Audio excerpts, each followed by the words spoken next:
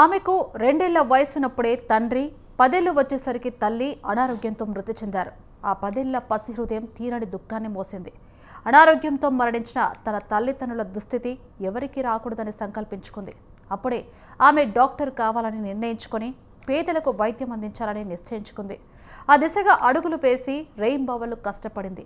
నిర్మల్ జిల్లా లోకేశ్వరం గ్రామానికి చెందిన తోకల ముత్తవ్వ నీట్ యూజీ 2026లో 406 స్కోర్తో 1,22,138వ ర్యాంకు సాధించింది. ఇక దీంతో ఆమెకు కన్వీనర్ కోటాలో సీటు వస్తుందని ఆశిస్తోంది.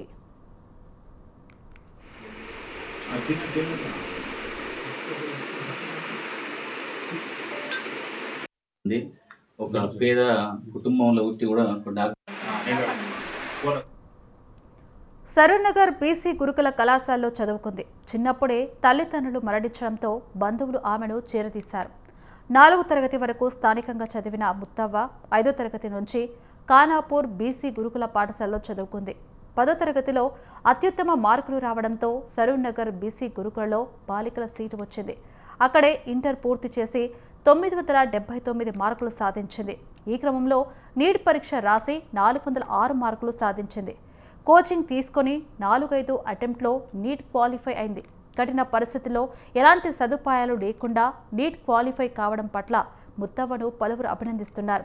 కృషి ఉంటే ఎలాంటి ఫలితానైనా సాధించొచ్చని ముత్తవ్వ నిరూపించారు.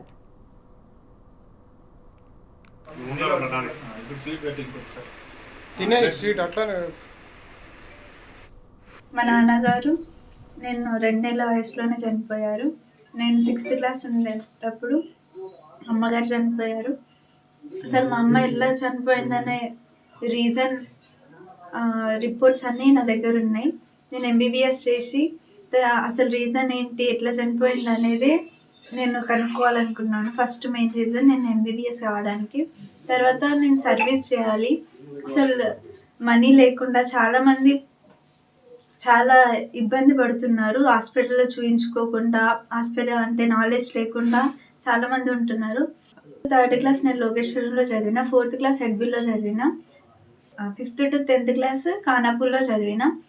మన తర్వాత నాకు సీట్ వచ్చింది హైదరాబాద్లో Saroor Nagar college of excellence. అక్కడ నాకు నీట్ కోచింగ్ ఇచ్చారు. ఫస్ట్ ఇయర్ మొత్తం నేను ఎంసెట్లోనే ఫోకస్ చేసిన.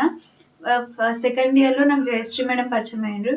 తర్వాత తను మోటివేట్ చేయడం కానీ, తన బుక్స్ తీసుకురావడం కానీ, సండే రావడం, నన్ను డిమోటివేట్ అయినప్పుడు మోటివేట్ చేయడం కానీ చాలా హెల్ప్ చేసారు నాకు.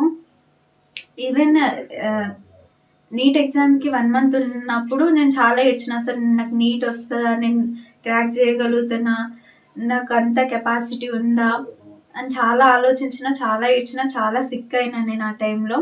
అయినా నాకు ఫస్ట్ అటెంప్ట్లో May 3rd జరిగిన దాంట్లో 430 మార్క్స్ వచ్చినాయి. తర్వాత రీనీట్ ఎగ్జామ్ రాసిన తర్వాత 406 మార్క్స్ వచ్చినాయి.